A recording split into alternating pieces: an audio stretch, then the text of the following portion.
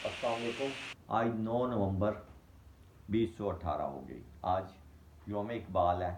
اور یوم اقبال کے حوالے سے آپ سے بات کریں گے۔ پہلی بات تو یہ ہے کہ پچھلے 2 برس سے علامہ اقبال کے یوم ولادت کی جو چھٹی ہے گورنمنٹ دیا کرتی تھی، یہ ان لوگوں نے کبھی بند کر دی کبھی کھول دی۔ اور جو پہلے 2 سال پہلے جو پہلا دفعہ بند کی وجہ یہ تھی کہ اس دن قومی اسمبلی کا اجلاس تھا اور نون والی حکومت کی جو تھے اسپیکر صاحب ایاز صادق صاحب، ان کا حلف برداری ہونی تھی، اس لیے وہ چھٹی انہوں نے کینسل کر دی۔ اگلا برس آیا پھر انہوں نے اس کو کینسل کر دیا۔ اب یہ نئی حکومت ہماری پی ٹی آئی کی جو آئی ہے، موجودہ حکومت پاکستان میں، تو امید یہ کی جاتی تھی کہ یہ چھٹی بحال ہو جائے گی، لیکن خیر ان لوگوں نے بھی اس پہ کوئی توجہ نہیں دی، اور میرے خیال میں یہ ایک بہت بڑی ناانصافی ہے اس نام سے جو ایک بہت بلند پائے کا مفکر، شاعر، اور میں تو اسے ولی بھی کہتا ہوں۔ اور علامہ اقبال کی زندگی کا اگر آپ آغاز دیکھیں اور جس طرح انہوں نے سیالکوٹ میں ایک محلے میں پیدا ہوئے، ان کے گھر کا ماحول دینی اور ادبی ماحول تھا، اس میں انہوں نے پرورش پائی، پھر اپنے اساتذہ سے ہوتے ہوئے مرے کالج سے پھر گورنمنٹ کالج، گورنمنٹ کالج کے بعد پھر انگلینڈ سے بورٹ لاء کیا، پھر جرمنی میں ڈاکٹریٹ کی۔ تو یہ پورا ایک سلسلہ ہے، اور پھر اس میں حمایت اسلام کے جلسوں میں ان کا وہاں پہ جانا لاہور میں، اور نظمیں طویل طویل جو تھی شاعری اپنی وہ پیش کرنا، اور وہ بڑے خوش لہن تھے اور بڑی ہی خوبصورت آواز میں لے کے ساتھ پڑھا کرتے تھے۔ پھر علامہ اقبال ایک ایسے طلسماتی شخصیت ہیں، آپ کبھی ان پہ غور کریں کہ وہ جنہوں نے شاعری شروع کی تو قومیت کے حوالے سے کی، اور اس قومیت میں کہا کہ ہندو ہیں ہم، وطن ہے ہندوستان ہمارا۔ اور پھر جب گریجولی انہوں نے اپنا مطالعہ وسیع کیا، انہوں نے مغربی ادیان کو پڑھا، مغربی ادب کو دیکھا، پھر اپنے اسلامی وراثتی جو ہمارے دین کے تھے ماحول، اس کو ماضی میں جا کر جھانکا، اور جو ہمارے بڑے بڑے تھے اس میں رازی تھا، اس میں امام غزالی تھے، اس میں مولانا روم تھے، اس میں سعدی شیرازی تھے۔ تو ایسے لوگوں کو جب انہوں نے پڑھا اور دیکھا تو ان کا چینج ہوا، ان کا پوائنٹ آف ویو چینج ہوا۔ تو پھر انہوں نے کہا کہ مسلم ہیں ہم، وطن ہیں سارا جہاں ہمارا۔ اور پھر یہ وہ ٹائم آیا کہ جس میں علامہ اقبال نے بہت ہی خوبصورت سے طریقے سے قائد اعظم کو بھی تقسیم بر صغیر میں شمولیت کے لیے دعوت دی، مسلم لیگ کو مضبوط کرنے کے حوالے سے بڑا ان کے کارنامے تھے۔ اور جب یہ گولڈ میز کانفرنس میں 1930 میں گئے تو یہ کافی کہہ لیں کہ متفکر تھے کہ شاید تقسیم ہند نہ ہو سکے، اسی لیے پھر آ کے انہوں نے 1930 میں خطبہ الہ آباد دیا، اور اس میں یہ نشاندہی کی کہ کہاں کہاں پہ مسلم اکثریتی جو علاقے ہیں، جو آبادی ہے، وہاں پہ ایک مسلم حکومت کا قیام وجود میں لایا جا سکتا ہے۔ اور بڑے اچھے طریقے سے انہوں نے اس چیز کو پیش کیا، اور پھر انہوں نے قائد اعظم کے ساتھ جو خطوط کا ان کا تبادلہ ہوا تو اس میں انہوں نے قائد اعظم کو قائل کیا کہ آپ آئیں ہندوستان واپس، پاکستان مسلم لیگ کی بھاگ ڈور سنبھالیں، اور تقسیم ہند کے حوالے سے ایک مسلمانوں کے لیے علیحدہ ریاست کے لیے جدوجہد کریں۔ اور یہ میں سمجھتا ہوں کہ ایک بہت بڑا کارنامہ ہے۔ اور اقبال کی شاعری کے حوالے سے بات کروں گا کہ اقبال نے ان کی بے شمار نظمیں ہیں، مسجد کرتبہ ہے، ساقی نامہ ہے، لینن خدا کے حضور میں ہے، اور اس کے بعد پھر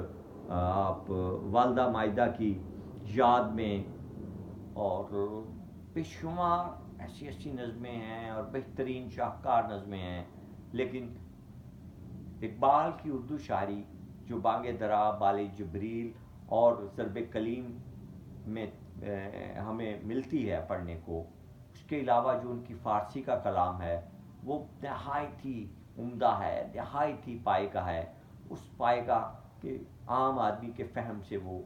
اوپر کی بات کرتے ہیں. اور میں یہ سمجھتا ہوں کہ علامہ اقبال نے، یہ میں آپ کو بڑی ذمہ داری سے بات کرنے جا رہا ہوں، علامہ اقبال نے جو کچھ بھی ہمیں اپنی شاعری کے ذریعے پیغام دیا، اس میں مشرق، مغرب اور اسلام کا جتنے بھی احکامات تھے، میں سمجھتا ہوں کہ وہ ان کی شاعری میں موجود تھے. اور انہوں نے تمام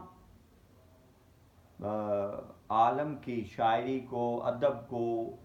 ادیان کو دیکھ کر، پڑھ کر، محسوس کر کر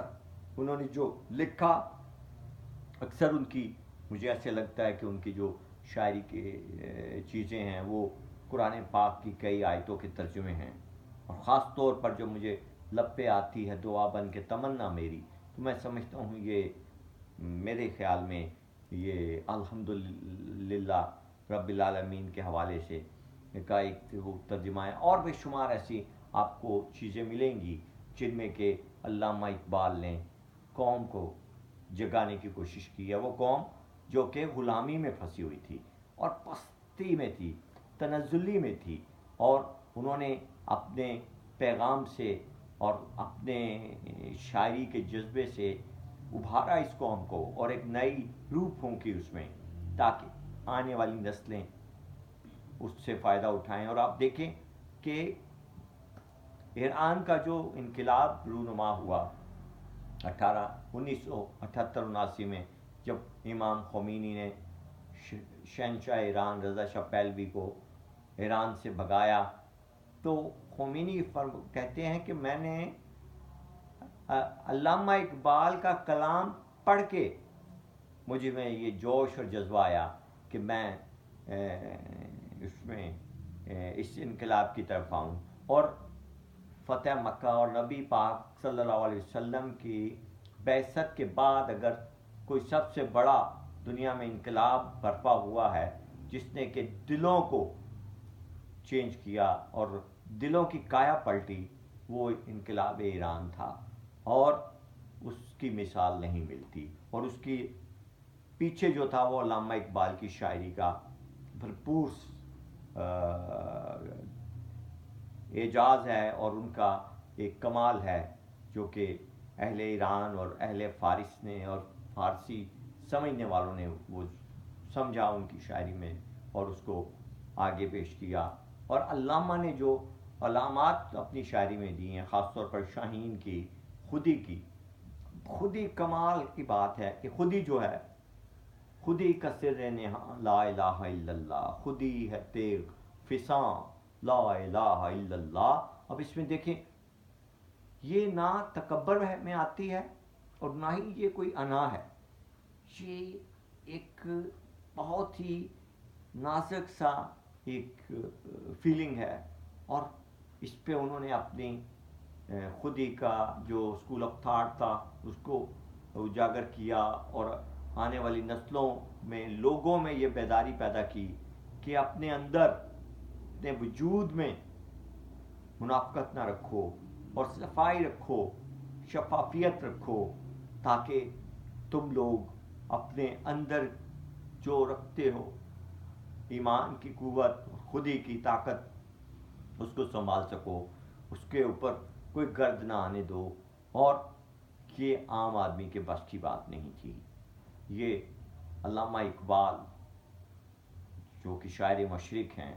اور جن کے اندر رب نے یہ ایک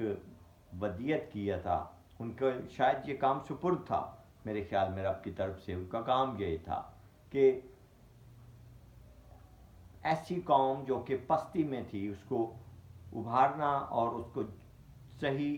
جذبہ اور اعلیٰ مقام تک لے کے جانا، اور اس کے اندر کی جو خوبصورتی اور خودی تھی، اور اس کو بحال رکھنا اور سنبھال کے رکھنا، تاکہ وہ ایک اچھے مقام پر اپنے آپ کو پیش کر سکیں۔ اور اس میں اگر وہ زندہ ہوتے پاکستان کی تخلیق تک تو بہت بڑا معجزہ ہوتا، لیکن رب تعالیٰ نے انہیں 21 اپریل 1938 کو اس جہان فانی سے اٹھا لیا اور وہ اپنے مالک کے پاس چلے گئے۔ اور ہمیں اب یہ چاہیے کہ اقبال کی تعلیمات کو، خاص طور پر میں جو اسلام آباد سے آپ سے بات کر رہا ہوں، اس میں میرا مین مقصد یہ ہے کہ ہماری جو موجودہ حکومت ہے